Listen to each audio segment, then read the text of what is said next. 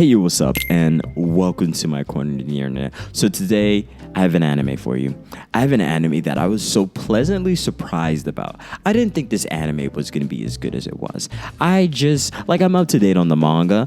I didn't really pay any sort of attention to what was going on with the announcement or the studio or anything like that. I just gave it a chance, you know? And it's a part of a genre that I don't necessarily look towards. I'm kind of like iffy about, to be honest with you. Like, it's just not something I seek out, but all that changed when I watched Kaiju number 8.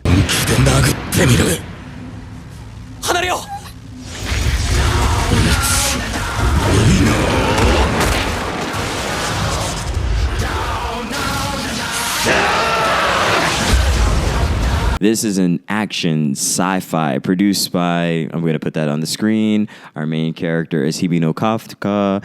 Our writer is Naoya Matsumoto. This is 12 episodes, and it is a complete surprise to me. This is a gem that most people, I think a good bit of people are watching it or have at least seen a couple episodes or clips from, and it's completely enjoyable. Kaiju number 8 is a very interesting story because it starts off by us having a main character who did not achieve their dreams. This is different from most shonens.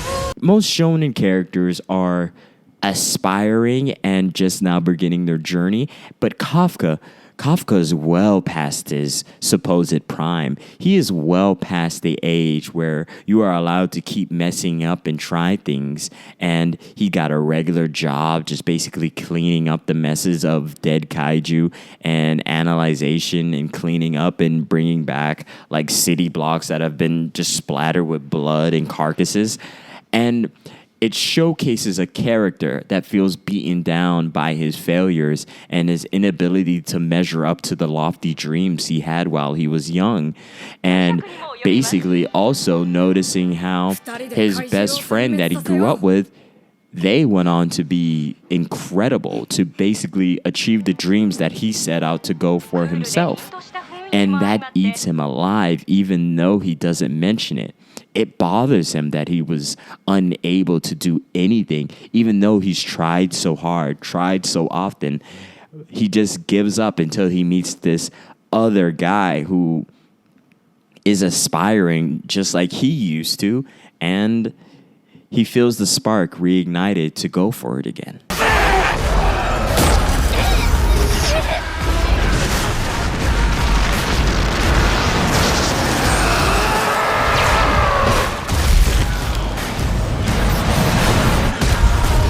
Now, this perspective is not new to shonen, but it's very often we do not see an older perspective on dreams.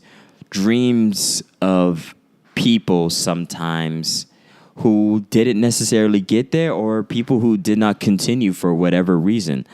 And what I liked about Kaiju number 8, besides the great animation, the cool fights, the showcasing of what's special about being a part of this world and this different like alternate universe where monsters spring up out of nowhere and destroy city blocks, kill people, and do all sorts of dastardly deeds, you know.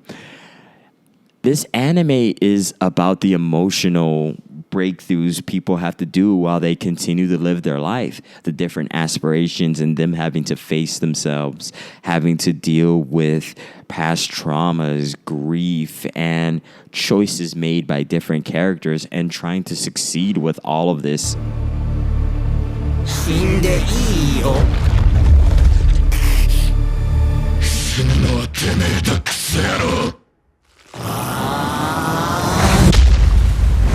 So why it was so much of a surprise was I just didn't think I would be interested in this genre. Like, I'm okay reading it for manga. Like, it's just a weekly read that I enjoy.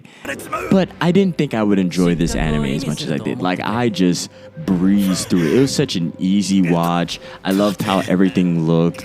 I loved the powers. I loved the storytelling within the episode. I never necessarily felt bored. I was never confused about what was going on. And I love how they animated moments that I read and it looked fantastic.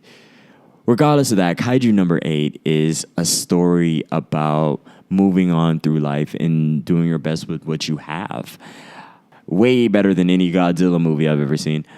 Now, I'm sure there's some really good Godzilla out there, but I'm just not interested in this genre of like monsters and stuff like that. And I think it kind of flips up the genre a little bit. It has the captains and their different specialties, the use of the suits. I love that Kafka, even while having the powers of a kaiju, he's still kind of useless and has to use his own talents to be beneficial on the battlefield, which was very much interesting. Like, Kafka's no dummy. He's learned something over time, and his experiences are very much so important towards the story. And I love that they make being an experienced person within this anime actually an asset, especially how it's showcased with him understanding the monster's weaknesses or understanding different processes of like shielding himself from attack and dealing with all these different sorts of monsters that happen. And I also love the development of the story as Kafka now is basically exposed as Kaiju number 8. Spoiler, sorry. The story just evolves and it gets grander and grander, and the stakes keep going higher and higher. If I can't recommend you to read Kaiju number 8, I think I failed my job, because this is a pretty good story, a great anime. Like, the only thing I think would be holding it back was I wish they had a little bit more fun with the source material, because within the anime, it kind of gets annoying how much Kafka like falls over and like is just like on his like back. It kind of gets annoying, I'm not gonna lie to you. They make him seem so like weak and confused and awestruck of everything going on. Like, that got so annoying. Genuinely, like, dude, you have like literally like the powers to like level an entire city. Why do you care so much about what your captain is doing? Like, I know he's astonished and he's like overjoyed at the prospect of actually being a part of this like new world, but Jesus Christ, was that annoying to see every 5 seconds. And some of the voice acting just was like a little unbelievable, a little unnecessary, at least for me. But regardless of that, Kaiju is much watched anime, and I hope you watch it. With all that being said, please like, comment, and subscribe. Thank you for making it to the end of the video. I appreciate you so much. Please go watch Kaiju number 8. Please subscribe to my channel. And I hope you're doing well. I hope you're enjoying your Friday. And I hope you continue to do all those things and be wonderful at the same time. Peace. Check your hair grease. And take care.